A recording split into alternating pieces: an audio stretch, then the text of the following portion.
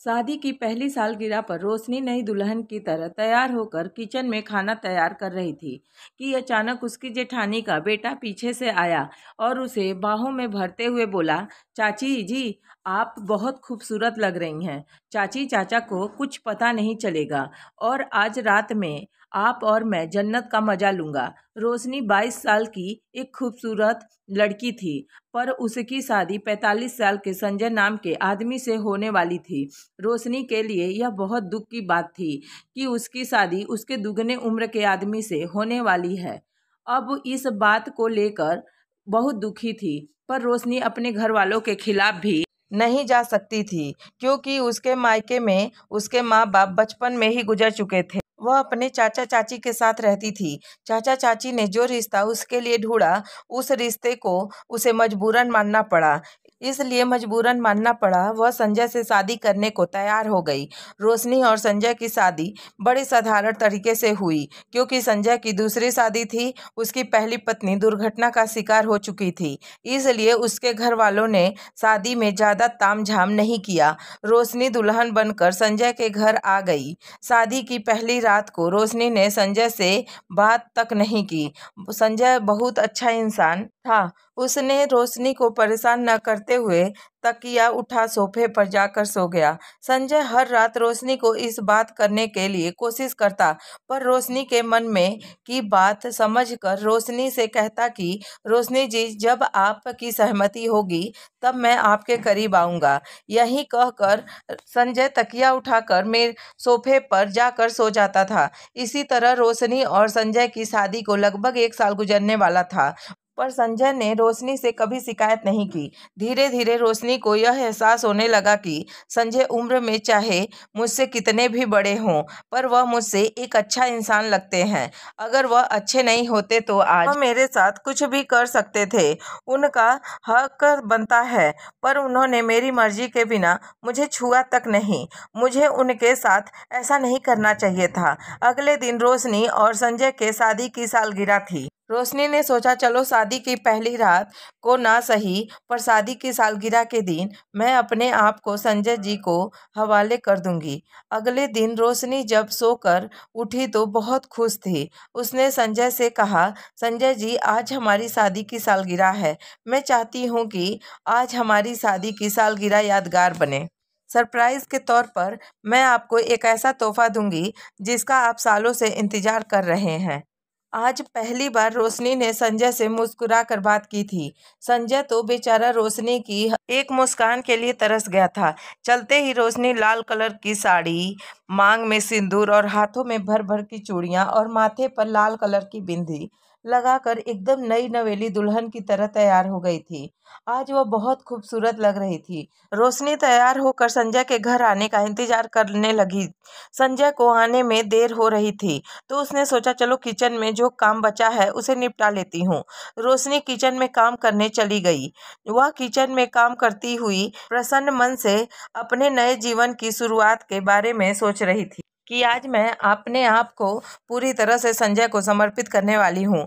अभी रोशनी यही सोच रही थी कि तभी पीछे से किसी ने उसे अपने बाहों में भरते हुए कहा, क्या चाची जी, आज तो आप बहुत खूबसूरत लग रही हो। चाची चाचा को कुछ पता नहीं चलेगा और आज से रात में आपको जन्नत का मजा दूंगा।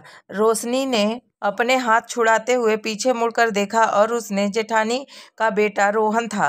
रोशनी ने कहा, रोहन, यह क्या तुम बोल रहे हो? तुम्हारी चाची हूँ। रोहन ने रोशनी को अपने मोबाइल में एक तस्वीर दिखाते हुए कहा, चाची, आप तो मेरी चाची हो, पर चाची की तरह दिखती नहीं हो, और अगर आपने मेरी बात नहीं मानी तो मैं आपके बारे में चाचा को सब कुछ बता दूंगा कि शादी से पहले आपने क्या क्या किया है। रोशनी रोहन के मोबाइल में तस्वीर देखते ही डर गई और घबरा कर उसने रोहन से पूछा, यह तस्वीर तुम्हारे पास कैसे आई? रोहन ने कहा, चाची, यह तस्वीर नहीं बल्कि आपके बारे में मुझे बहुत कुछ पता चल गया है, और अगर मैं चाचा को बता दूं तो चाचा आज ही इसी वक्त आपको छोड़ देंगे, और आप अगर चाहती हो कि मैं चाचा से कुछ नहीं बताऊं तो उसके बदले में आपको मेरे साथ एक रात गुजारनी होगी। रात रोशनी ने रोहन से पूछा, पर यह सब तुम्हें कैसे पता चला? रोहन ने कहा, चाची, शादी से पहले आप जिस लड़के से प्यार करती थी वह मेरा दोस्त है, उसी के मोबाइल में मैंने आपकी और उसकी तस्वीर देखी। फिर मैंने उससे पूछा, उसने मुझे सब कुछ बता दिया कि वह आपसे प्यार करता था और शादी भी करने वाला था।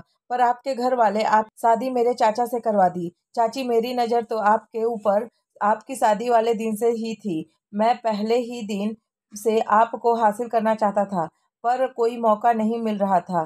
पर अतीत की इतनी बड़ी सच्चाई जानने के बाद रोशनी बहुत घबरा गई। वह जो आज अपने पति को अपना तन मन सब कुछ समर्पित करने वाली थी, पर यह क्या हो गया उसके साथ। अभी रोशनी यह सब सोच ही रही थी, तभी रोहन ने कहा, क्या हुआ चाची, आपने क्या सोचा, हाँ या ना, मेरा जवाब दीजिए। रोशनी ने रोते हुए कहा, रोहन, मेरे साथ ऐसा मत करो। बदले में चाहे तुम मुझसे जो भी ले लो, मैं तुम्हें पैसे और अपने सारे गहने दे दूंगी, लेकिन मुझे छोड़ दो और संजय जी को यह सब बात मत बताना।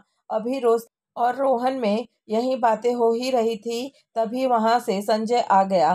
संजय ने आते ही कहा, क्या हुआ, तुम दोनों क्या बात कर रहे हो। संजय को देखकर रोशनी घबरा गई और उसने बात को संभालते हुए कहा, कुछ नहीं संजय जी, मैं तो रोहन से यही बोल रही थी कि तुम्हारे चाचा जी आने में इतनी देर क्यों हो रही है। थोड़ी देर बाद संजय और रोशनी ने मिलकर केक काटा और अपनी शादी का सालगिरह मनाई। आज संजय बहुत खुश था, रोशनी भी खुश थी, पर उसने सामने बार बार रोहन की बातें याद आ रही थी। वह सोच सोच कर घबरा रही थी कि अगर मेरे अतीत की सच्चाई संजय जी को पता चल गई तो क्या होगा। रात को खाना खाने के बाद रोशनी अपने कमरे में चली गई। रोशनी ने अपने कमरे को सुहाग की सेज की तरह सजाया हुआ था। कमरा गुलाब की खुशबू और परफ्यूम की महक से महक रहा था। संजय जब कमरे में आया तो रोशनी बिस्तर पर बैठी सिसक सिसक कर रो रही थी। रोशनी को रोता हुआ देख संजय घबरा गया और उसके पास जाकर बोला, क्या हुआ रोशनी जी, आप क्यों रो रही हैं। आपने तो कहा था कि सरप्राइज है तौर पर मैं आपको एक बहुत बड़ा तोहफा दूंगी, तो बताइए मेरा तोहफा कहाँ है।